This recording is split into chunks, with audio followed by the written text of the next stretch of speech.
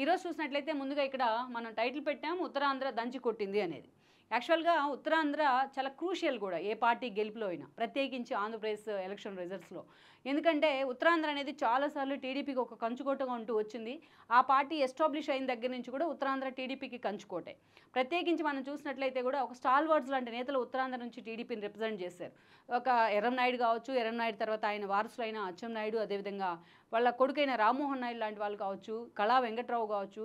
అలా ఇక విజయనగరంకి వచ్చినట్లయితే కూడా ప్రత్యేకించి ఏదైతే అశోక్ గజపతిరాజు లాంటి వాళ్ళు కావచ్చు, ఒక లీడింగ్ పొజిషన్స్లో ఉన్న వాళ్ళంతా కూడా ఒక ఫ్యామిలీ పరంగా ఒక క్రెడిబిలిటీ ఉన్న వాళ్ళంతా కూడా టీడీపీని లీడ్ చేస్తూ వచ్చారు, ఎస్పెషల్లీ ఉత్తరాంధ్రలో. ఇక వేరేజ్ మనం వైజాగ్ వచ్చినప్పటికీ కూడా వైజాగ్లో కూడా టీడీపీ ఒక వెలగపూడి రామకృష్ణ బాబు లాంటి లీడర్స్ కావచ్చు, అదేవిధంగా బాలకృష్ణ చిన్నడులైన భరత్ లాంటి వాళ్ళు కావచ్చు. అలా టీడీపీకి ఒక స్ట్రాంగ్ ఫేస్ అయితే ఉంటూ వచ్చింది ఉత్తరాంధ్రలో. ఈవెన్ కొన్ని ఎస్టీ స్థానాలను టీడీపీ ఎన్నోసార్లు కోల్పోతూ వచ్చినప్పటికీ కూడా బట్ ఉత్తరాంధ్ర అంటేనే టీడీపీకి ఒక కంచుకోట అని చెప్పబడుతూ వచ్చింది. కానీ గత ఎన్నికల్లో 2019లో జగన్మోహన్ రెడ్డి ఒక్క ఛాన్స్ వేవ్ క్రమంలోనే ఉత్తరాంధ్రలో మెజారిటీ సీట్లను టీడీపీ కోల్పోవడం జరిగింది.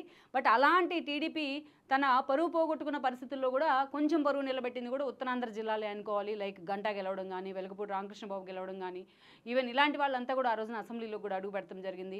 సో ఇలాంటి చోటు నుంచి ఈరోజు మనం చూసినట్లయితే ఉత్తరాంధ్ర మొత్తం కూడా టీడీపీకి క్లీన్ స్వీప్ అయ్యే పరిస్థితి కనిపిస్తోంది.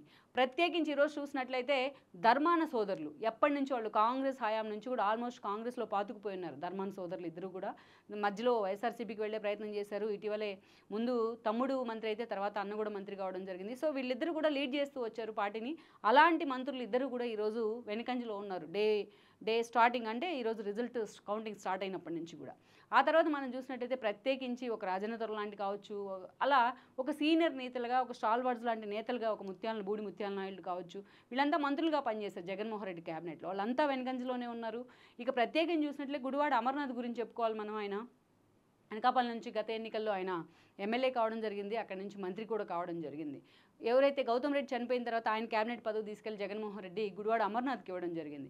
లాస్ట్ మినిట్ వరకు కూడా ఆయనకి టికెట్ లేదు. ఈరోజు లాస్ట్ మినిట్లో ఆయన్ని అనకాపల్లి నుంచి తీసుకొచ్చి గాజువాక నుంచి పోటీ చేయించారు. బట్ ఆ సీట్ కూడా ఈరోజు వైసీపీ ఖాతాలో పడే పరిస్థితి లేదు. అసలు అక్కడ ఒక్క ఓటు కూడా ఆయన ఖాతా తెరిచే పరిస్థితి అయితే గుడివాడ అమర్నాథ్కి లేదనే చెప్పుకోవాలి.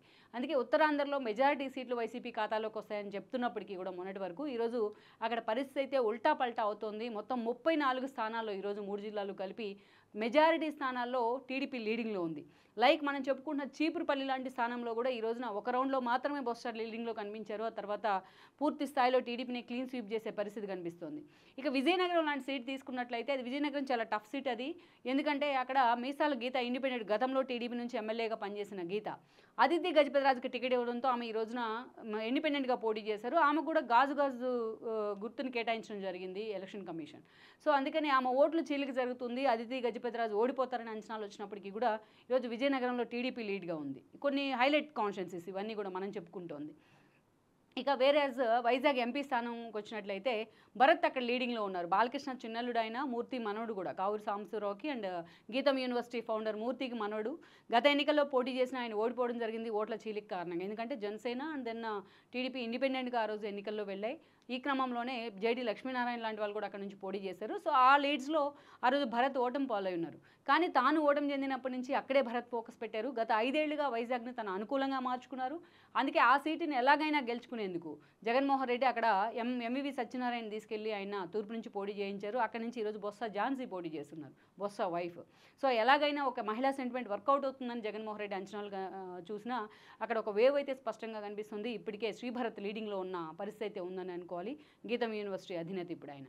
సో ఇక అలా మెజారిటీ సీట్లు మనం తీసుకు ఈవెన్ భీమిలి లాంటి చోట్ల అవంతి శ్రీనివాస్కు పోటీగా గంటాన్ని నిలబెట్టిన ఆ సీట్లో గంటాకి చాలా రోజుల తర్వాత ఆ సీటుని టచ్ చేసే ప్రయత్నం చేసిన ఈవెన్ గంటా లాంటి వాళ్ళు లీడింగ్లో ఉన్నారు. ఈవెన్ అయ్యన్న పాత్రులు లాంటి వాళ్ళు కూడా లీడింగ్లో కనిపిస్తున్నారు. అటు ఆ జనరేషన్ లీడర్స్ అయినా ఇప్పుడు దాకా మనం చెప్పుకున్న సీనియర్స్ కావచ్చు, ఈ జనరేషన్ లీడర్స్ అయిన శ్రీభరత్ లాంటి వాళ్ళు కూడా అక్కడ లీడింగ్లో ఉన్న పరిస్థితి కనిపిస్తోంది. ఓవరాల్గా చెప్పుకోవాలంటే ఉత్తరాంధ్రలో ఒక స్పష్టమైన లీడ్లో ఈరోజు కూటమి ఉందనుకోవాలి. ఒక్క అరకు లాంటి చోట్ల మాత్రమే ఈరోజు అరకు బీజేపీకి ఇచ్చే ప్రయత్నం అయితే జరిగింది. అరకు లాంటి చోట్ల మాత్రమే ఈ రోజున అక్కడ వైఎస్ఆర్సీపీ లీడింగ్లో కనిపిస్తోంది. సో ఒక్క మాటలో చెప్పుకోవాలి అంటే ఇప్పుడు దాకా మనం చెప్పుకున్న సీట్స్లో మెజారిటీ సీట్స్లో ఈవెన్ బొబ్బిలి కూడా ఇక్కడ హైలైట్ చేసుకోవాలి. ఎందుకంటే సుజయ్ కృష్ణ రంగారావు వాళ్ళ బ్రదర్ బేబీ నాయన అక్కడి నుంచి పోటీ చేశారు. డే 1 నుంచి ఆయన మీద సానుకూలత ఉంది. అప్పలనాయుడు వైసీపీ నుంచి పోటీ చేయడం జరిగింది. ఈ క్రమంలోనే ఆ సీటు కూడా ఫస్ట్ నుంచి ఆ సీట్ లీడింగ్‌లోనే కనిపిస్తోంది. అంటే దాదాపు 34 సీట్లు ఈరోజు 30 సీట్లు టీడీపీ ఖాతాలో కూటమి ఖాతాలో పడే స్పష్టమైన మెజారిటీ అయితే ఈరోజు కనిపిస్తోంది. అందుకే ఒక మాటలో చెప్పుకోవాలి అంటే ఈ రోజున ఉత్తరాంధ్ర ఆల్మోస్ట్ వైఎస్ఆర్సీపీని ఇంటికి పంపించే ప్రయత్నం చేయడంలో, ఈరోజు కూటమి గెలుపుని ఫామ్ చేసే ప్రయత్నంలో ఉత్తరాంధ్ర చాలా కీ రోల్ ప్లే చేసిందని మనం చెప్పుకోవచ్చు. అందుకే మనం ఇక్కడ టైటిల్ కూడా ఉత్తరాంధ్ర దంచి కొట్టింది అనే టైటిల్ని కూడా హైలైట్ చేయడం జరిగింది. సో మెజారిటీ మనం చూసినట్లయితే కూడా ఉత్తరాంధ్ర గెలిపే చాలా ఎక్కువగా కూడా చాలా చోట్ల రాయలసీమలో మెజారిటీ సీట్లనే పరిగణలోకి తీసుకుంటూ ఉంటారు గెలుపులో. కానీ ఈరోజు చూసినట్లయితే మనం గత ఎన్నికల్లో కావచ్చు, 2014 ఎన్నికల్లో కావచ్చు, ఉత్తరాంధ్ర గెలిపే చాలా కీలకమైంది. ఉత్తరాంధ్రలో వచ్చే సీట్లే అభ్యర్థులు గెలుపోవటంను కూడా నిర్ణయించాయి.